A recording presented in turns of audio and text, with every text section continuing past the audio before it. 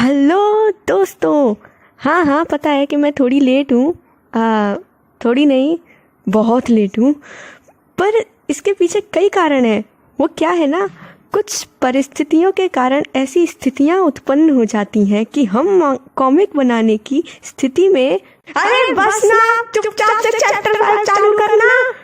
Okay, तो बिना time waste किए हो जाए शुरू। ड्रैगन पोटेंशियल वर्सेस एल के पिछले चैप्टर में हमें पता चलता है कि स्टीव इतना ताकतवर है कि उसने एक महिला को बचाने के लिए हाथी का पैर भी उठा लिया। और ये भी पता चलता है कि स्टीव इतना ताकतवर इसलिए है क्योंकि उसके पास ड्रैगन पोटेंशियल है। ड्रैगन पोटेंशियल उसी शख्स को मिलती है जिसके हाथ पर ऐसा निशान होता है जैसा स्टीव के हाथ पर है। पर 11 साल पहले कुछ अलग घटना घटी। 11 साल पहले O24 नामक प्लेनेट पर ऐसा क्या हुआ और इससे स्टीव की अभी की लाइफ पर क्या असर पड़ेगा, ये जानने के लिए आपको देखते रहना होगा ड्रैगन पोटेंशियल वर्सेस एल। और अभी देखिए चैप्टर 5।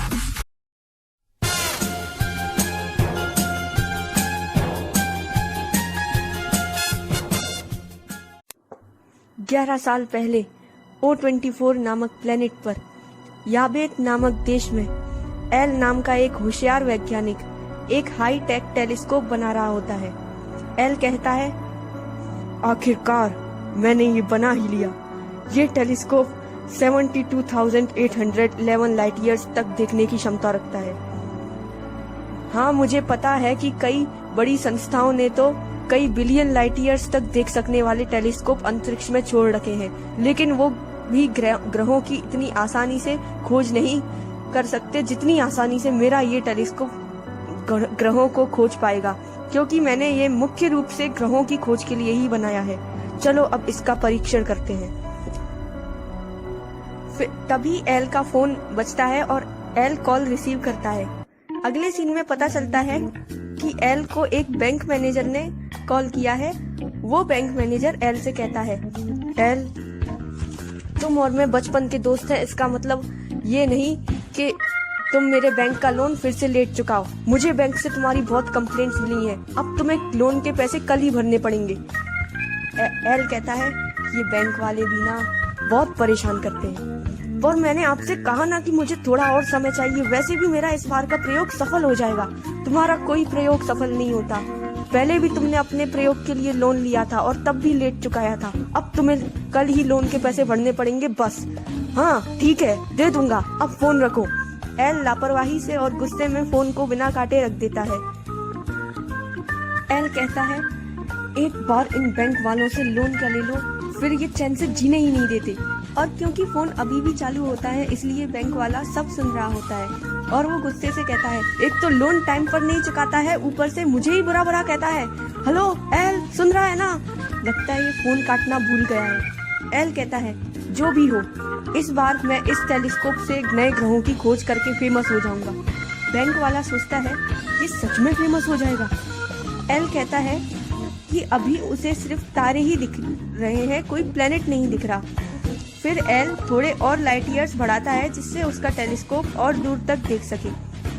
एल फिर से टेलीस्कोप से अंतरिक्ष में देखता है और चौंक कर कहता है, ये क्या? ये तो एक नहीं बल्कि दो ग्रह हैं।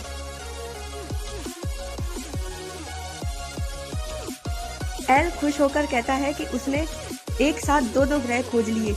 अब मुझे इस डिस्कवरी के लिए अवार्ड्स मिलेंगे और मैं फेमस हो जाऊंगा। फोन पर वो बैंक वाला सब कुछ सुन रहा होता है और वो सोचता है, ये सच में फेमस हो जाएगा। और अगर इसने किसी भी इंटरव्यू में हमारे बैंक की बुराई कर दी तो हमारा बैंक बदनाम हो जाएगा। नहीं, मैं ऐसा रिस्क नहीं ले सकता। हेलो हेलो एल, फोन काटकर दोबारा लगाता हूँ। एल कहता है, ये ग्रह कितना सुंदर है और इसके बिल्कुल विपरीत इसी के सोलर सिस्टम का ये ग्रह कितना बेकार दिखता है। इस सोलर सिस्टम में सिर्फ ये ही दो ग्रह हैं, एक बहुत सुंदर, दूसरा उससे उल्टा। इससे मुझे हमारे यहाँ बरसों से फैला एक मिथक याद आता है। और जिन लोगों को मिथक शब्द का मीनिंग नहीं पता, उनके लिए हमारी गूगल असिस्टेंट आंटी मीनिंग बताएंगी। Google assistant aunty. बताइए। मिथक, myth, प्राचीन पुराकथाओं का तत्व जो नवीन स्थितियों में नए अर्थ का वहन करे मिथक कहलाता है। the element of ancient mythology that carries new meaning in new situations is called myth. Okay, thank you aunty ji. You're welcome.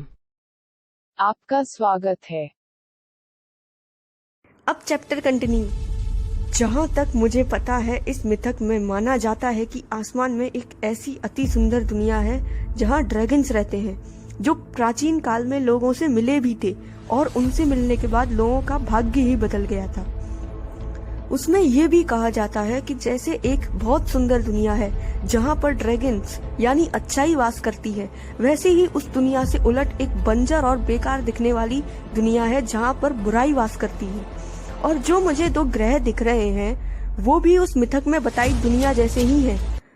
पर जो भी हो, मैं ऐसे मिथक पर विश्वास नहीं करता। वैसे भी उस मिथक में ये भी बताया था कि जिसको भी ड्रैगन्स की दुनिया की झलक सपने में भी दिखती है, उसका भाग्य खुल जाता है। वैसे भी फिलहाल मेरे लिए भाग्य खुलने जैसा यही है कि वो बैंक वाला मुझे थोड़ा और टाइम दे दे। तभी एल का फोन बजता है। अब क्या है? हेलो। अरे एल, तू तो अपना यार है, तुझे तो पता ही है कि हमारा बैंक किसी को बिल्कुल भी परेशान नहीं होने देता। चल बता, तू कितने टाइम बाद लोन चुका सकता है? कितना टाइम चाहिए तुझे? मैं दूंगा। अच्छा, ऐसी बात है तो मुझे 3-4 महीने और दे दो। देखो तो लालची कहीं का, जरा सी छूट क्या दी, सीधे 3-4 महीने मांग लिए। हाँ हाँ, क्यों नहीं, तुम्हें मिलेंगे 3-4 महीने और मैं और मेरा बैंक तुम्हारे जैसे वैज्ञानिक की बहुत रेस्पेक्ट करता है। दिए तुम्हें 3-4 महीने। अचानक इसे क्या हो गया? इस बार एल फोन काट देता है। ये कैसे मुमकिन है? जैसा उस मिथक में बताया था, उस दुनिया को देखने के बाद भाग्य खुल जाते हैं, वैसे ही मेरा भी एक टेंशन दूर हो गया। तो क्या ये मिथक सच हो रहा है? मुझे इस पर रिसर्च करनी चाहिए। वैसे भी ग्रहों की डिस्कवरी के लिए मुझे अवार्ड्स मिलना तो पक्का है, पर अगर मैं इस मिथक पर रिसर्च करूं और अगर इन ग्रहों और उस मिथक के बीच सच में कोई संबंध निकला तो शायद मैं कोई नया ही कंसेप्ट खोज डालूं। फिर एल उस मिथक के बारे में इंटरनेट पर सर्च करता है और कई वेबसाइट्स पर जाकर उस मिथक के बारे में जानने की कोशिश करता है। फिर एल एक वीडियो चालू करता है। हमारी दुनिया से बिल्कुल अलग एक ऐसी दुनिया है जहाँ साक्षात भगवान का वास है। भगवान वही ड्रैगन है जो प्राचीन काल में कुछ लोगों से मिले थे और उन ड्रैगन से मिलने के बाद उन लोगों का भाग्य ही बदल गया था।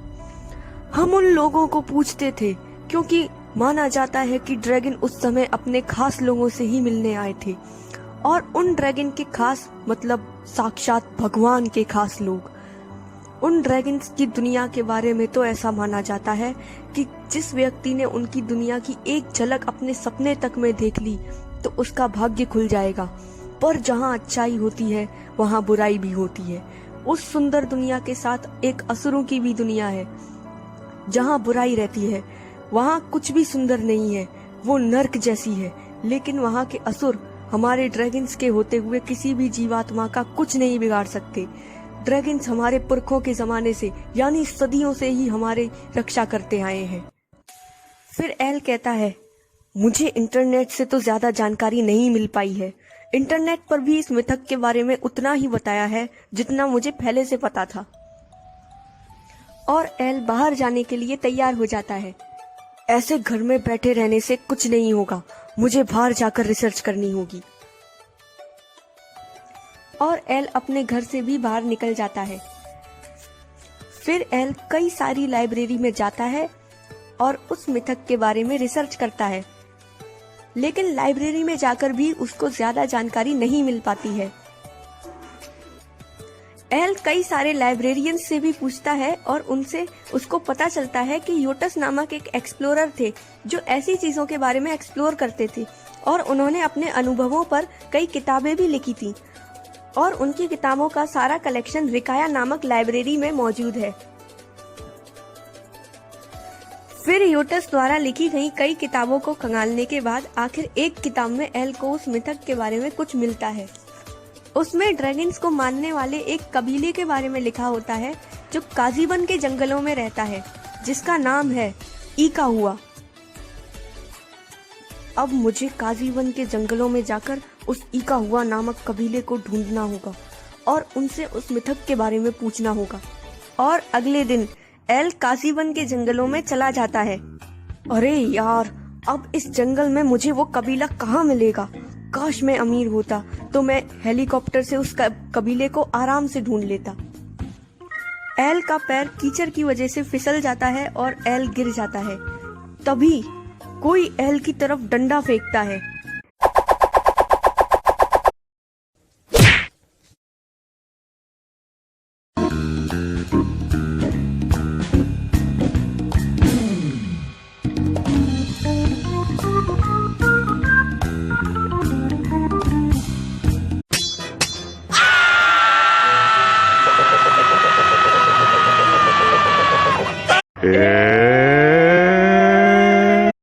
जरा रुको भाई, मेरी बात सुनो। आपने मुझे अगवा करके सिर्फ अपना समय बर्बाद किया है, क्योंकि अगर मेरे पास एक भी फूटी कौड़ी होती तो मैं इस तरह से जंगल में मंगल नहीं कर रहा होता। अरे भाई लोग, भाला नीचे कर लो, ये बंदा तो भीगी बिल्ली है, इससे हमें कोई खतरा नहीं है। एक तो मुझ जैसे शरीफ इंसान को मारते हो, ऊपर से मेरा ही मजाक उड़ाते हो। तो मुझे क्या पता था कि आजकल के शरीफ इंसान जानवरों की तरह चलने लगे हैं। मैं तो शिकार करने निकला था। अरे वो मैं जानवरों की तरह नहीं चल रहा था। मैंने जब अपना पैर आगे बढ़ने के लिए जमीन पर रखा, तब मुझे फील हुआ कि मेरे पैर और जमीन के बीच का घर्षण कम है। इसलिए मेरा पैर पीछे चला गया और मेरा शरीर गुरुत्वाकर्षण बल के कारण नीचे आया। और इस टाइम उस आदिवासी को घंटा कुछ समझ आ रहा होता है। फिर एल कहता है, मतलब मैं फिसलकर गिर गया था। तो ये बात सीधी भाषा में नहीं बोल सकता था क्या? खैर, हमने तुम्हें अगवा नहीं किया है, मैं तो बस शिकार पर निकला था, मुझसे गलती हो गई और अब तुम जा सकते हो। तभी एल पूछता है, वैसे आप लोग ईका हुआ कबीले से हैं क्या? सब लोग हाँ कहते हैं। मैंने सुना था कि आप लोग ड्रैगन्स के बारे में कुछ जानते हैं, मैं भी उनके बारे में जानकारी लेना चाहता हूँ। और फिर वो आदिवासी लोग आपस में फुसफुसाने लगते हैं, ये ड्रैगन्स के बारे में जानना चाहता है, हाँ इसे बाबा जी के पास ले चलते हैं, हाँ यही सही रहेगा, हमारे साथ आओ। फिर वो लोग एल को किसी बाबा के पास ले जाते हैं और एल उनके सामने ड्रैगन से मिलने की बात रखता है। और फिर बाबा कहते हैं, शहर की ऐशो आराम वाली जिंदगी में रहते हो और कहते हो कि ड्रैगन से मिलना है। उनसे मिलने के लिए परिश्रम करना पड़ता है जो तुमसे नहीं हो पाएगा। एल कहता है, आप मुझे सिर्फ एक बार ड्रैगन से मिलने का तरीका बता दीजिए, मैं यहाँ तक पहुँच चुका हूँ, अब मैं पीछे नहीं हटने वाला। मेरे परदादा जी भी चुने गए शख्स थे जिन्हें भगवान ड्रैगन के दर्शन प्राप्त हुए थे, तभी से हम उनकी पूजा करते हैं। ड्रैगन से मिलना आसान नहीं है, उनसे मिलने के लिए तुम्हें शिवाला नामक टापू के उत्तीर्णा नामक पहाड़ की सबसे ऊंची चोटी पर 1 साल तक तपस्या करनी होगी। क्या 1 साल तक तपस्या? ये तो नामुमकिन है।